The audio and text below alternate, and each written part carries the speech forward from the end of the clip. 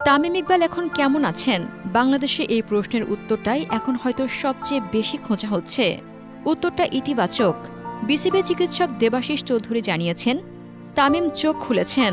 দেবাশিস চৌধুরী জানিয়েছেন, তামিমের অবস্থা এখন আগের থেকে ভালো।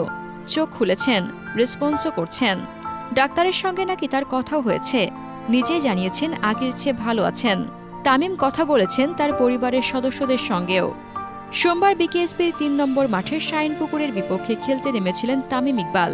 মাঠে অসুস্থ হয়ে পড়লে তাকে হাসপাতালে নিয়ে যাওয়া হয়।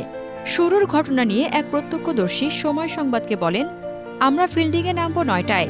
টস করার পর ভাই ফিল্ডিংয়ে নামবে। কিন্তু ওই সময় তিনি জানান, আমার একটু খারাপ লাগছে। উনি তখন চেয়ারে বসেছেন। আমাদের ফিজিও এসে ফোন দেওয়ার পর ডাক্তার আসছে। তামিম বলেন, আমার চলে ব্যথা করছে। এরপর আমরা আর ঝুঁকি না নিয়ে ওনাকে হাসপাতালে নিয়ে আসছি ওবার গাড়ি দিয়েই।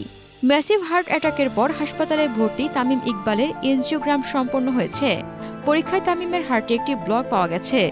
১০০% ব্লক পাওয়ার পর তার হার্টে রিং পরানো হয়েছে। শুরুর দিকে তামিমকে হেলিকপ্টারে করে ঢাকায় আনার কথা ভেবেছিলেন সংশ্লিষ্টরা।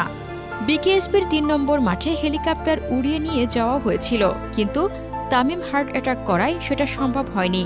চিকিৎসকরা জানিয়েছেন ২২ মিনিট ধরে সিপিআর দিতে হয়েছে তামিমকে।